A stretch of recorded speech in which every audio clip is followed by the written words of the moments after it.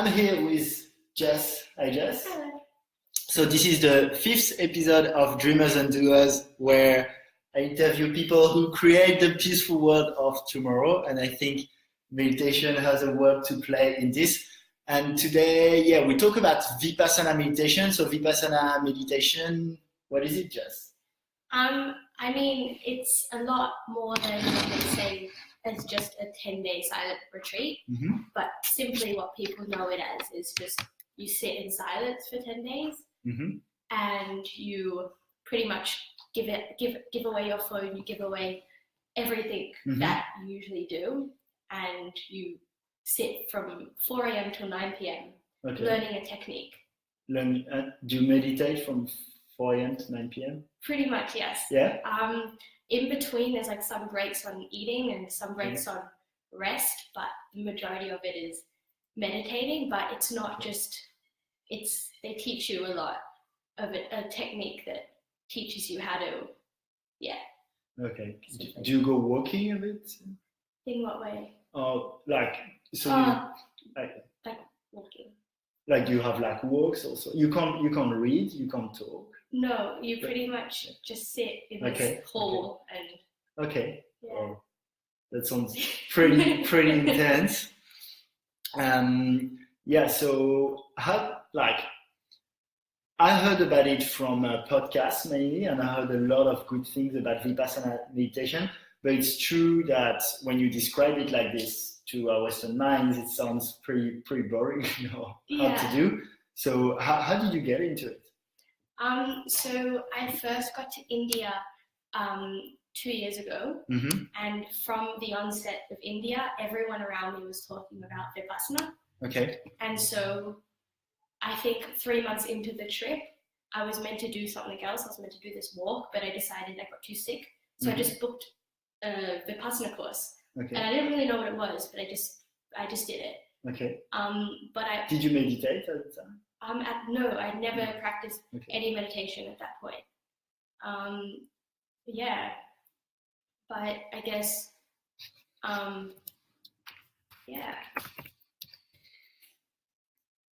Okay, and I mean, what tempted you? Like, was it the meditation part? Was it the silent part?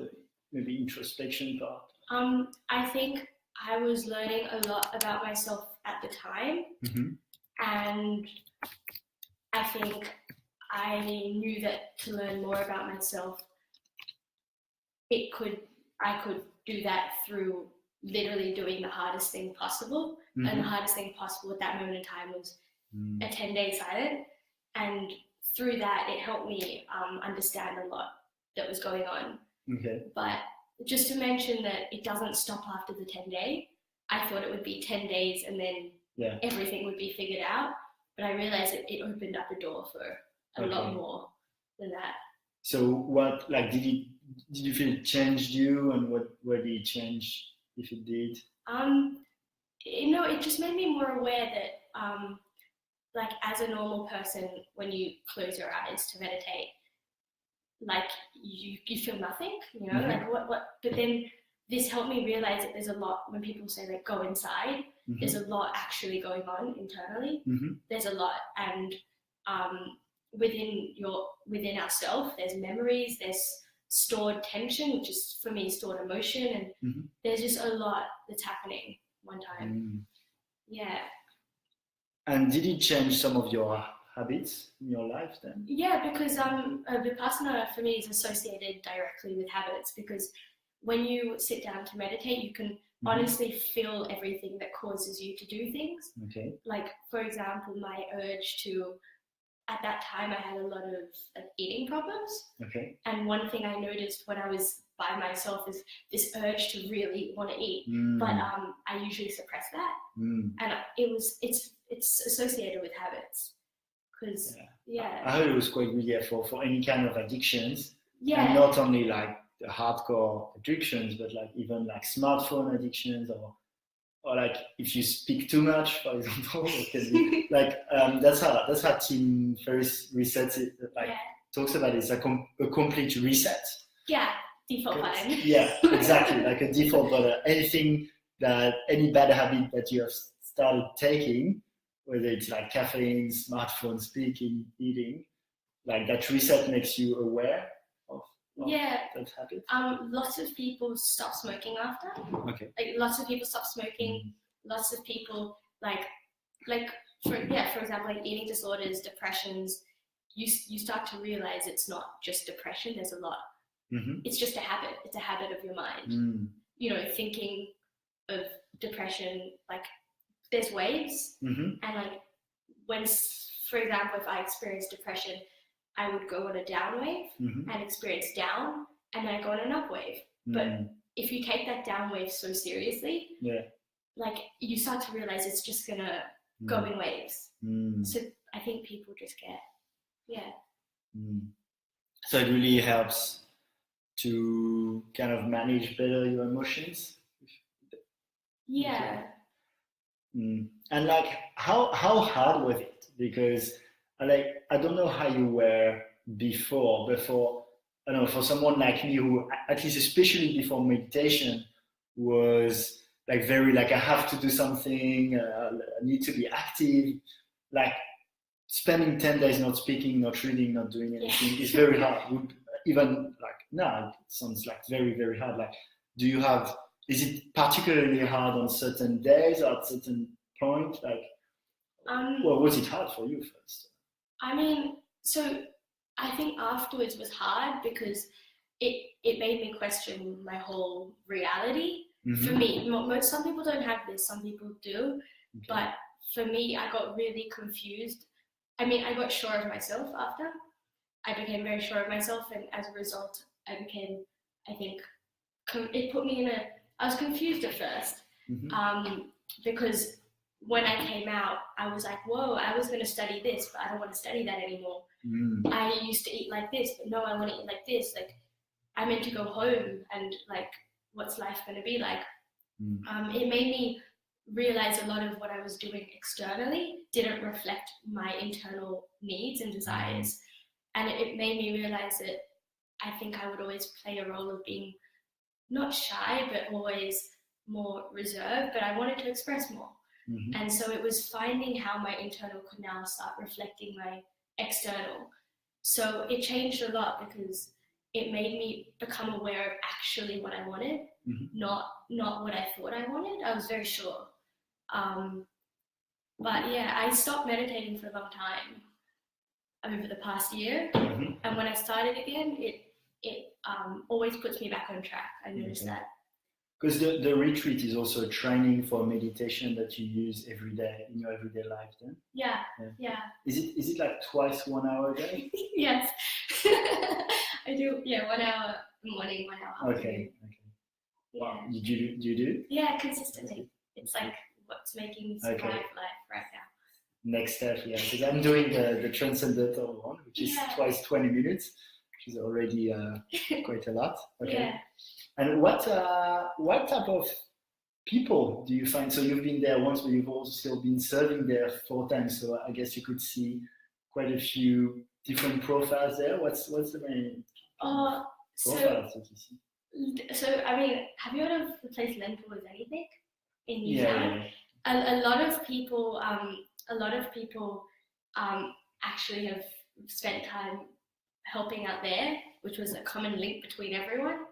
But pretty much normal people. The people of Vipassana are people who know how to live a balanced life, I think.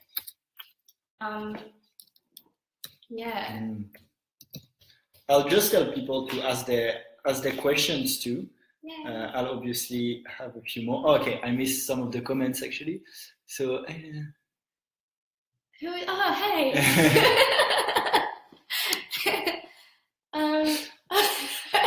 A message from Christian. Oh, hi.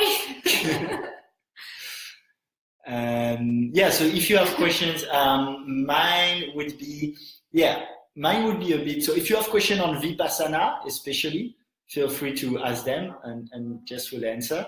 And on meditation in general, I have a question because you're 20, which is quite interesting, I think, because I find you're very, let's say, mature or enlightened for 20-year-old. At least at how you look at your emotions and things like this, and seems very peaceful. So do you think meditation has a role to play in the future, especially among, like, I don't know, young generation? Do you have a lot of friends your age that meditate, for example? And do you feel they're different? I'm trying to think, because I mean, just like on a wider spectrum, I know a lot of people in general who meditate just from traveling and stuff. Mm-hmm.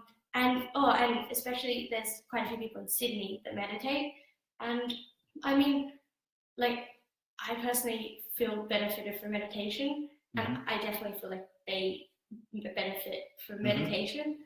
I just think, like, most of the people, I mean, it really depends, because it's hard to generalize, mm-hmm. but what I observe mostly when people meditate is you don't take things so seriously that okay. Like, when something stressful happens, some people, like, I used to, like, react, and like, there's the stress and then there's the reaction to the stress, and I think some people get stressed and stressed and stressed and stressed, but the people I know, or like just like who I've met who meditate, they just kind of flow through life. Yeah, yeah. They don't take it so stressfully.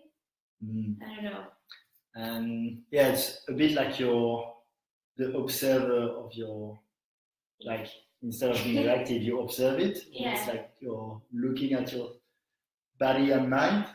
Yeah. Yeah, like I kind of, like, for example, being at home, like. No, I don't think there's questions so far, but yeah. So, like, I used to get really anxious about specific things, and I noticed this time around they've come up, but I don't care anymore. Like, I still feel that stress, but it's just not letting it take over me. So you just observe. Honestly, just observing. And does it get taught at school in Australia? The school I went to, Mariah, I'm pretty sure they started teaching. I don't know if it's still being taught there, but it definitely did help quite a few people. Okay. Yeah.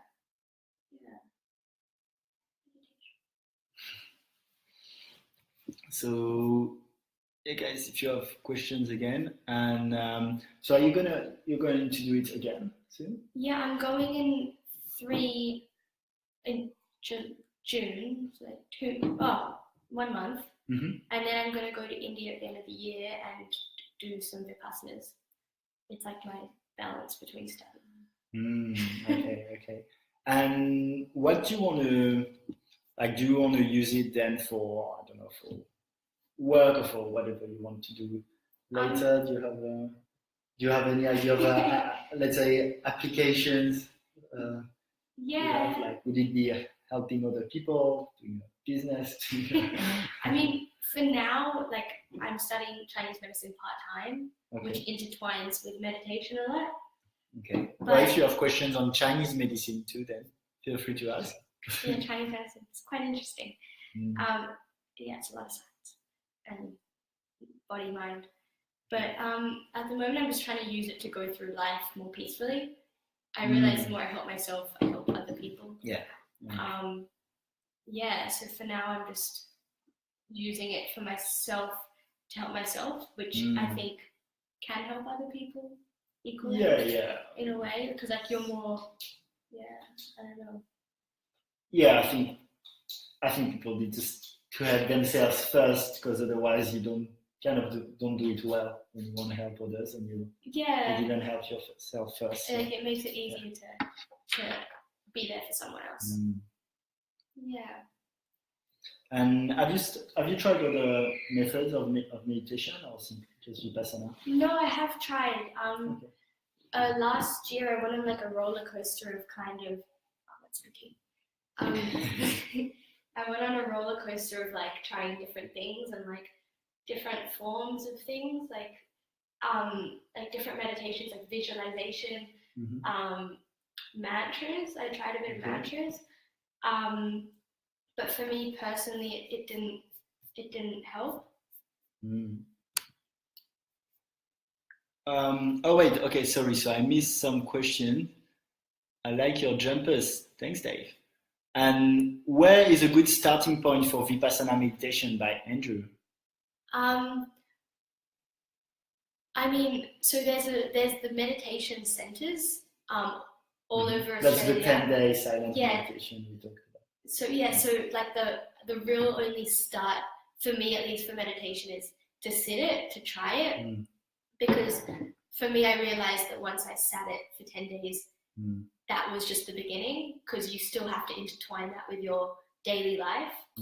And so I guess a good starting point, well, what I recommend is always to try it out first, the actual 10 days. But because once you're there, you learn a lot more, I guess. Yeah, well, I think it's the way to start anywhere, right? So if you want to learn Vipassana, I think you have to do this 10-day retreat. That's the way to properly learn it. Yeah, I think. No, because it's now been 2 years. 2 years later, you realize like how that was just the beginning. Okay. It like as in so much changes. But to start, you have to do this 10 days. Yeah, it's like as in otherwise there's no 3 days or there's no 5 days. Yeah. And the question from Christian: what do you think the difference between the Jess now and the Jess from years ago? Do you think you'll stay on the moods? So I think between the Jess before, like the Jess now and the Jess a few years ago. I mean, it's all the same kind of, but it's just merged. Like I used to get really badly anxious. Okay. He was at a call center I worked at. But I used to get really badly anxious, and I would react to that anxiety, and it would just make life much harder. But now I just don't let that anxiety take over me. So I still do everything I used to do, everything, literally. But I just, There's an image about change. There's an image from Buddhism I really like, which is you're like a statue of gold with layers of clay that the society puts on you, and you just remove the layers of clay. I like that. So your behaviors may change, because like I had this change thing a few times. But who you like yourself, your true self, doesn't. So it's like the essence is always lingering. It's always there. I think that's if there are no more questions for you guys, I think I have two more. A very quick one. Do people leave after 3 or 4 days because it's too hard? So there was this lady, this older lady. Oh yeah. Okay, see, I'm gonna try it by the end of the year. Seriously. I see I'm too competitive to leave, so I'll probably stay. I know. I'll be tempted. No, so they say day 4 and day 6 is the hardest. 4 and 6. 4 and 6, because day 4 and 6, you just get so there's emotional waves, and the most emotional waves is it's either day 3, I think, or day 4, but day 6. Okay. Any reason? It's more just like it's like a realization, like, oh, we've got so much more time. Yeah. And you freak out internally, and you just like how do I do this? And like there's one lady who she took her suitcase in the middle of the like day 5. She just walks out the gate. She starts knocking on the thing and saying like, "How can I leave?" And she's like having a panic attack. Okay. This is really funny. And question on the meditation technique in itself. So how does it work? Like, do you focus on your breath? So for the first 4 days, they get you to focus on the nostril and literally just the air coming in the nostril and out the nostril, not breathing, but just like whether you feel it on your left side or right side. And then after that, eventually your mind gets so focused that you start to access different things. So that it's just nostril, really. Okay. Yeah. Do you want to check? I wonder if there's another comment. Renaud, I heard that during Vipassana retreat, you're not supposed to talk to anyone during the 10-day retreat. Is that true? What is it like? Oh yeah, you can't talk to anyone. But there's a manager that if you have any questions, you can speak to the manager.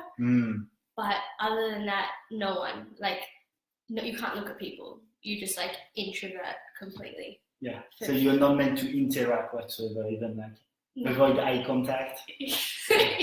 Nothing. Oh, looking forward. No, but I've heard a lot of, I'm actually quite excited about it because all the people who have done it said, like, it's that complete reset and also good introspection work. Yeah, like it's good to kind of just, chill. So thanks guys for being here for the questions. If you have a last question, go for it. Tyler! Hi, Tyler! Hi. Hi, Tyler. Yay! And otherwise, we'll stop here. Mm-hmm. But thanks so much, Jess. When's the next time you go to Vipassana? Yeah. June the 27th. And here in Sydney in the Blue Mountains, Yeah. right? Yeah. Okay. Excited. I'll do it by the end of the year. Yeah. And, that'll be really interesting. Yeah, it's always a fun experience. Okay, well, thanks guys for being here. I think I'll just check if there's no other question because sometimes it's a bit slow here to see.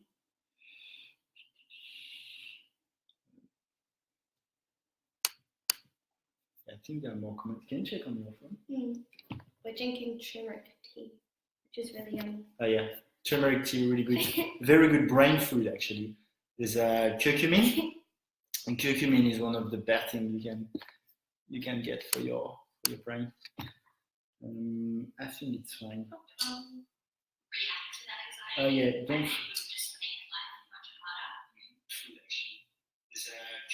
Okay, all good. Well, guys, we'll end the live. Thank you so much. Thanks, Jess. Thanks, Christian. Thanks, Renaud. Thanks, everyone who asked questions. Andrew, see you tomorrow. And cheers, guys.